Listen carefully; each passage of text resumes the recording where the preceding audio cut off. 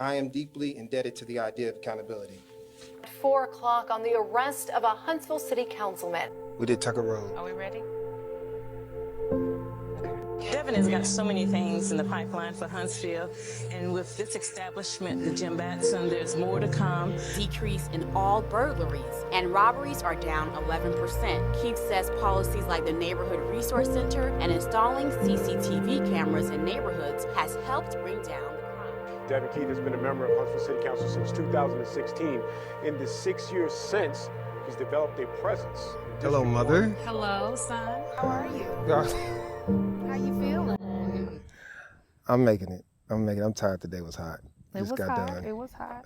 Hitting doors, but I'm good. Hello, Mother. Hello, son. How are you? I'm wonderful. Give your introduction. Actually, somebody Okay. asked for that. Okay, my introduction. Born in. I'm a Huntsville native. I was born in Colbert County, but raised in Huntsville my whole life. What year was that? That's not important. I'm in my 50s, roaring 50s.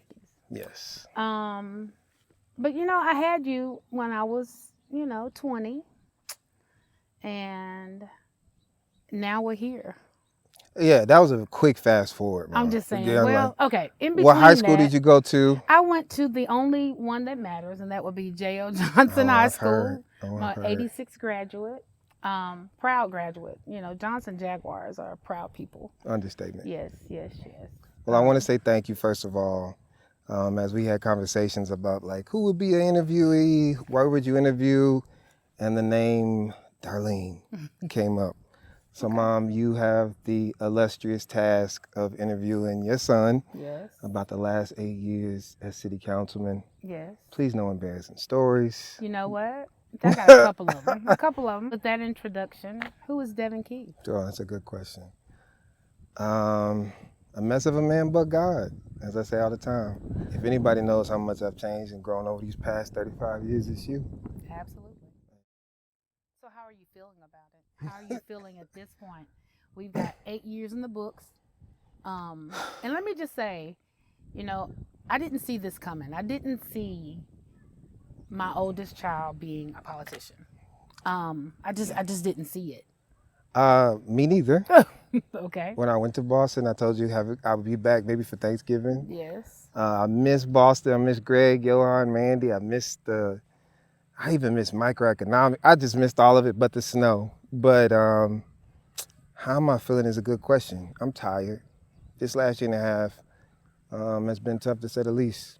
And I have tried to figure it out in moments that I thought I could. And in other moments, I just gave it to God. But I have never prayed this hard, listened this much, or felt this humble in my life. February of last year, it felt like my world totally bottomed out. And really the toughest thing, even specifically speaking of Walmart, because we actually haven't even talked about it, was the headaches that it caused friends and family. I tell people all the time, I can sit here and go through every receipt, every situation, tell you about how this story was a lie, I did not show up there to take a headphone, but it doesn't matter. The negative attention that my family had, you, grandma, granddaddy, Lauren, had to feel through calls, through texts, the negative attention it brought District 1, the negative attention it brought Huntsville, it rocked me. I'd probably just not at a mature enough place to not even feel emotional and all the range that I can talk about it sort of objectively. But I didn't know I could cry like that. It might have been the first time I cried. Many nights sat in the college who prayed through, if it weren't for GW and Marquise, I don't even know if I'd be here today, Mama, but I could truly say at this very moment, if your question is how you feel, I feel content. That at some point I have to be realistic. Now connected with God in a different way. North Huntsville is in the direction that I didn't even imagine. I never thought we'd be sitting in this field right now. Right. Well, I appreciate your honesty. How did it make you feel? How have you felt the past year and a half, 8 years? So, first of all, let me just say, we all are given a level of grace. And we all make mistakes. And I've made my fair share. But you have to remember that we don't get stuck there. You recognize, I did this. but you have to have the tenacity to move on and to move forward. And not only that, but we are all given opportunities for improvement. And second and third and fourth chances have been given. And I need you to recognize that you have been given grace, just as we all are. And so I know you hold yourself responsible because that's just who you are. But at the end of the day, God has given you grace, and it's time to move past it. And I mean this, Mom, because obviously you're my biggest cheerleader. I don't want to skate past the fact that, like, I don't know. I think I look at it in two ways. I can be a great councilman and grow in ways personally that helps to lead to my district. But as a man, I think people forget that I'm still a human. And this past 8 years, the expectation, I mean, let's talk about it, right? At one point, a woman posted online that she wished I could step on Devyn's neck. And people like that post.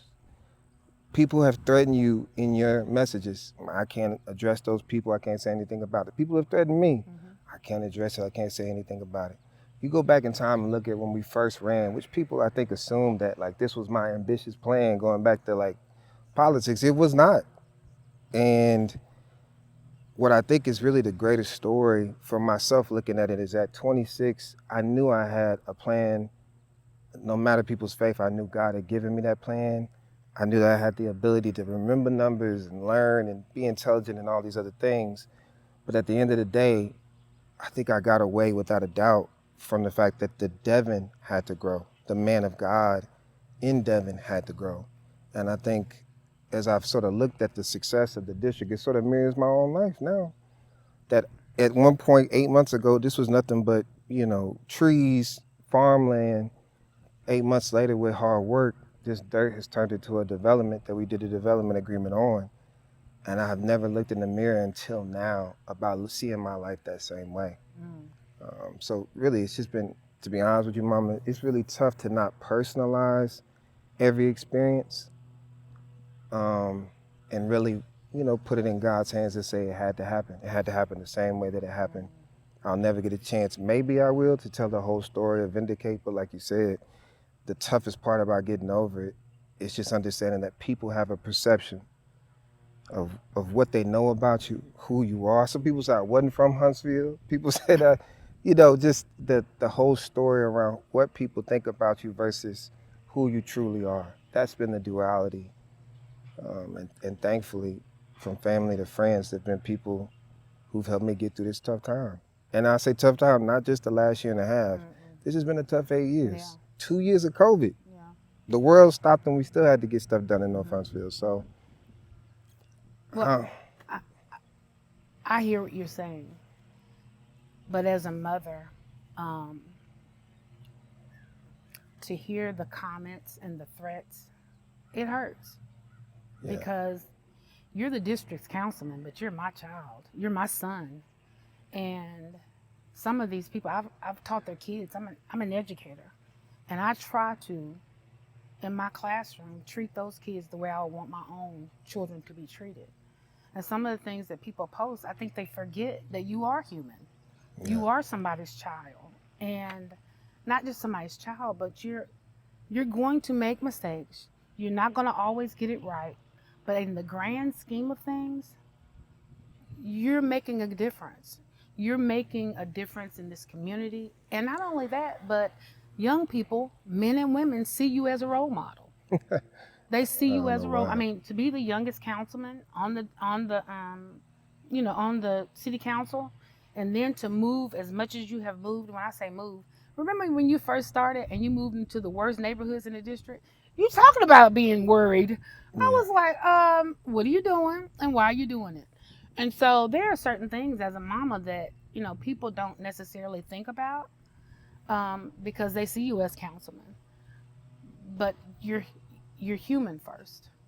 And so I applaud you for putting yourself out there.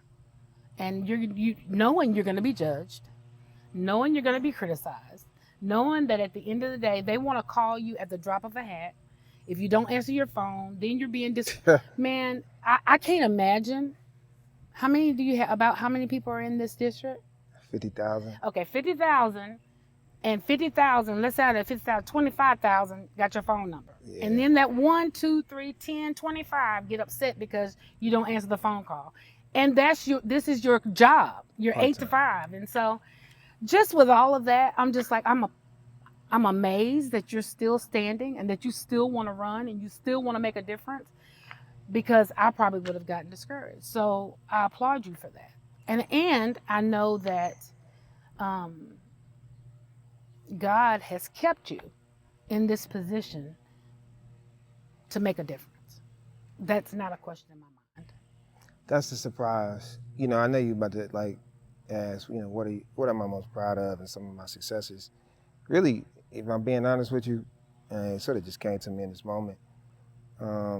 The perseverance, the belief that I know God gave, that I know this was a vision, and with the right help, let me not say it by myself, from City Hall to the Thomases to the Hamiltons, all the above, you can persevere through doubt. And that's what I didn't know about myself. When I left for Boston, and people have asked me in this last year, like, I don't drink, I don't smoke, I've been a normal, basic person all my life who cared about books and football. A little nerdy, but it's okay. I was a nerd, we could just say it.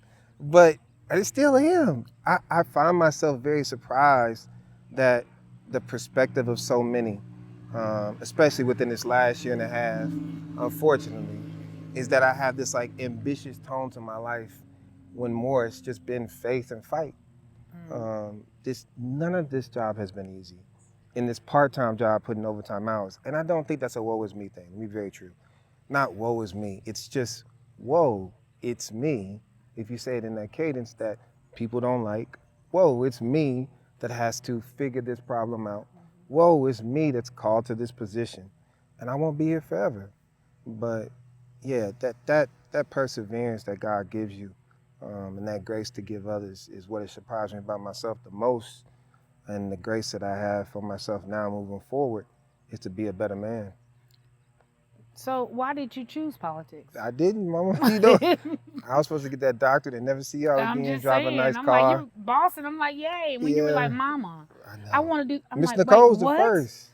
What Auntie are you Nicole. doing? Yeah, I know. Yeah. Grandma said the same thing. Yeah. I didn't see it coming, but I knew when you were younger, and I don't know if I've ever shared this with you, but Oh, Lord. I don't even know if you remember this. You were about 9 or 10 years old, maybe 10, and we were at Dollar General on Jordan Lane, and there was we were getting in the car. Well, we're in the car, and I was getting it back up. You said, hey, wait, stop, Mama.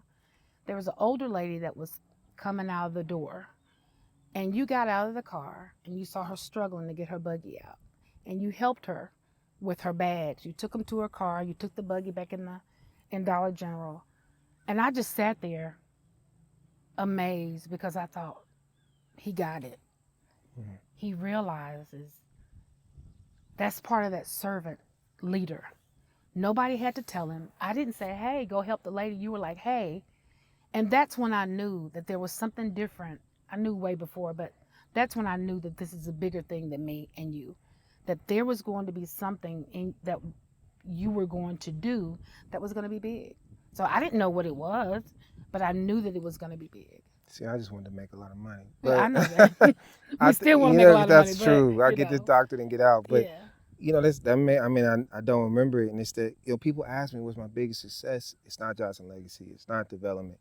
It's changed. But one of the things I think about reminds me is like becoming a foster parent. I can't even it just gets me emotional now remembering living in Meadow Hills with Andrew and D'Angelo, and just that feeling. Obviously, you and Grandma have been my everything, Deidre and Davika, and just not having the father aspect of life and other people playing that surrogate. But what you were just talking about was like, I feel so motivated. I don't need coffee to try and help people. I don't need coffee to help me figure out issues. How do we add value, change setback, zoning? I don't need any motivators to do that. I thought that God was going to use me to do that, make money and be happy. Mm-hmm. He has now shown me over these past 8 years that servitude and sacrifice go hand in hand with calling. And I do believe my latter days will be better than my former. But this calling, and I tell people who ask me all the time, what advice you would give to a younger person?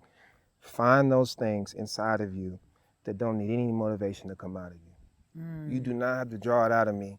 If you would ask me, Devyn, what are the 10 things you would change in North Huntsville or the city of Huntsville? Things that I have done in Huntsville are for the greater of Huntsville. I don't have not just made decisions on the behalf of North Huntsville, but for generational impact from the city of Huntsville, from the amphitheater to affordable housing, things that we have done. And it's not because I think I'm gonna get an award. I don't go to ribbon cuttings and stuff. It's because it just comes out. And I think that's what, I look back on in this past 8 years, that has to be the God gift that he has put inside of me. I'm very thankful for it. But it takes grace to remember to use it, even when you don't want to. Right. I'm sitting here right now, like finally relaxed after a long day, and I'm thinking about some of the things that people are saying just recently and such. The people that you've helped pay their utility bill. I've stood in courtrooms and been character witnesses for people. I've helped people get homes. None of these things were moments of which I was like, one day when I need you, make sure you return it. I get tired of that feeling like, is this all in vain? And that's my maturity. That's the Reverend Bentley that he would say, that I had to have been in that moment to be used. And God does give you free will to say, you're not gonna help this person, or you are. But also, I truly believe that he put me in that position to help, and it works out for a lot of people. So then when you go through tough times, to see organizations and people not do the same thing, it's not tired, it's almost like downtrodden. And I know this ebbs and flows. Me and Marquise talk about it all the time. It's a roller coaster to leadership. But the motivating factor is, like you said, when I see somebody or something or some place or some issue by which I think I can help, I can't help it. I like to help. It's in you. Yes, ma'am. Yes. Servant leader. That's what it is. So is there something that you would do differently if you could? Not run. To be honest with you, I guess we gonna, like relationships, mama. I look back on myself. I could have did relationships better. I don't think that my maturity should have come at the cost of somebody's trauma or feelings being hurt. And I hate that, because the worst feeling in the world is to see somebody hurt, see somebody cry, and your immaturity or your actions, unintentional or intentional sometimes, led to that. Because it makes you feel so hypocritical, because I'm a victim of that in so many ways. But as a city councilman, I'm telling you, this is so beyond what I thought. You couldn't have told me, you just couldn't have told me the things we're doing. From Johnson Legacy selling out, to the nursery, to the redevelopments, to the, people say we never get a new grocery store. It's coming. Yeah, so I know that that's God.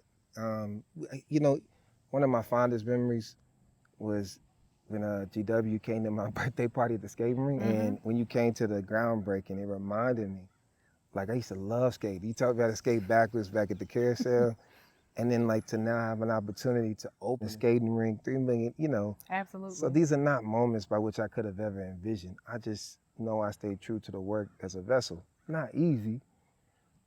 So I don't regret any of the actions I've taken as a councilman.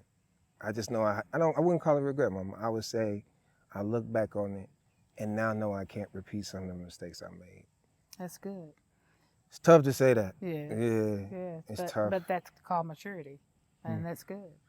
So you brought up Stonerfield. I got to go back to that. I will say one of my fondest memories of Stonerfield, and I know you're going to remember this, is you were playing a game. You were on first base. Your granddaddy was there to see you. He had given you his glove, That's my old man. glove. That's my man. He gave the you first, his old the glove glove that Satchel Paige had, and they integrated and baseball. Absolutely. And you were about to get the guy out. The ball comes to you. You hold the glove up, and sure enough, the ball goes through the glove. It hit me you square in the eye. Man, I so just mad knew at you were him. going to be blind for the rest of your life in one I was eye. crying. Speaking Oh of, my 'cause gosh. it was here. Look at Dre over Yes, there, and you were a yes. coach. I know that whole Yes, story. yes. But it's funny, because I think about that when people talk about true North Huntsville, and man, so many memories that we had. Operation Nehemiah, probably my best memories from Yes. Operation Nehemiah, all my friends and such. Northern League, all the above. And that's the beauty of like, sometimes I see these kids playing at Johnson Legacy, and I think it's so cool that now in 20 years, some kid's story is, oh, I grew up in Johnson Legacy. Oh, wow. You know what I mean? Like my Stoner Absolutely. Park story is that there's this Johnson Legacy. Right. There's this Sherney Center. Right. Like they have such an elevated view of what their legacy, like, oh, I grew up in the coolest neighborhood in North Huntsville. Right. So it reminds me to see them so happy. I've done it a number of times, just seeing kids run around, Dexter and Nia raising their kid Right. in Jaguar Hills. Yes. Their norm Mhm. is the most elevated community in the neighborhood. Right. So God gives those reminders, those, you know, that little soul coffee you need to get up in the morning. So That's good. yeah, I guess I just thought of that, but that's one of those things that keep you going. That's good. So you're running again. The Yeah. race is not given to the what? Lord knows. To the what? But Swift, I will tell you, I tried to run away, and God said no. Yeah. And you know, last year, man, I keep going back to, I cannot get out of my head who you've been. I went to colleges, I went to the best schools, I graduated top class. You know, like that Speaking of is such, you went to Boston. Where'd you go? UMass. UMass. What did you major in? I don't think people know. Yes, public eye. I was a grad assistant, so total scholar, because we ain't had no money, and got my degree. I missed all of them. In what? Public policy, public policy. admin. So I don't think people know that you got the education for this. Yes, I So, was definitely. But you know, I say this again too. That is why I know God was involved, right? Mhm. Like I didn't say I was getting an education to become a politician. I wanted to be Senator Moe, the Brooks Brothers suit, all the above. But Right.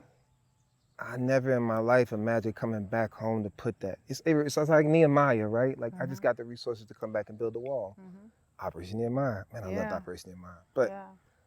yeah, it's it makes sense, as they say, by and by, right? Yeah. Absolutely. I can say this: if I was to just say I'm not gonna run, I'm drop out and not be a politician today, I know what we've done. Where I'm literally sitting, some family will be here, and they'll never know that I did the work to create their home. They'll never know that their neighbors and the parks that they go play at, Devyn Keith did it. But I will Right. know that God chose to use me Right. for a time such as this, to build a house such as this, or a neighborhood such as this, to help a generation such as this. Right. And for a new leader or somebody seeking office, I encourage them to find that place where they can say that. That's good. I think, in essence, you're saying remove self. This is a selfless And it's type of hard. job. Yeah. It's hard Yeah. because you got to balance. This is a part-time job, but you've got to balance. Again, going back to the word realistic. What is realistic? Mhm. I have to, and I can just be honest. I know we don't have long. I have to balance how much I internalize, because this is just a chapter in my life. How much I hear what people say, know who they are, an organization that I help or a person that I help that turn their back on me, and I internalize that. But at the end of the day, the same grace that I want to receive, I have to be able to give. And that selflessness is servitude. If that person is doing better or that organization has benefited from it, or if it was the right choice, no matter if they say anything to support me or defend me or whatever, I believe I can make the right choice with that understanding. That good. selflessness, I'll just say I get it from the Stanford side of the family. We have a family full of educators. Very true. Grandmama. Yeah, I mean, full of them. Your granddaddy, principal, great granddaddy. And so education is not something foreign to our family, but I will say that you've taken it to another level with what you're doing, because I do affect the next generation with what I do. But you are able to affect the whole community, and I salute you in that. I know that you carry it on your shoulders. I know that it gets heavy, and I need you to remember that you're not in this fight alone, and that no matter what, you're a man on a mission that should be given grace. And thank goodness that God gives that to us and here's the thing, he gives it to us every single day, because we need it every single day. That's the So I word. want you to walk with that. I want you to stop carrying it so much because it's not all of yours to carry. And I think that's what sets you apart from the other candidates. The fact that you know you have a plan and you want to implement that, and that plan does not revolve around Devyn, it revolves around your constituents. They would say you're biased, but I I'm am just very playing. biased. Absolutely. Well, I'll say this before we finish. You know, to you, to Grandma, like just to see how hurt y'all were, and I'm not, this is the last time I'm gonna talk about it. I'm not what they say I am. Some, not all. I've been so blessed by how many people have reached out, especially privately, and expressed, I went through this with my son. I went through this myself. Don't let these people, those letters and stuff meant the world to me. But what I do want you and Grandma and Granddaddy to know is every time that y'all made me look at flashcards, every time that y'all let me go to camp, bought me Connects, Odyssey of the Mind, every time that you let me hang out with GW. And we used to act like we were preachers and read the Bible Indeed. and argue the Bible. Yes. Probably still do. But We still do to this yes, day. You do. It meant something, Mama. And there was we've been through so much that we couldn't, talk about on camera. But I'm a byproduct of you. Granddaddy never missed a baseball game. Did not. Grandma, every single chance she got, sometimes with a belt, reminded me the importance of education. Yeah. And you, even when I was going through my tougher times, told me, you're a fighter.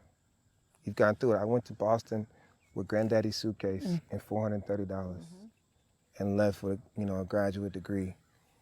And I mean this. If you don't know anything, Mama, you should be proud that your 3 kids are the byproduct of you. And I speak for me, Lauren, and Chris and say we love you. Thank you. I promise you will never have to go through this again with me. But to all the family, I really mean it from the bottom of my heart. Thank you for the prayers.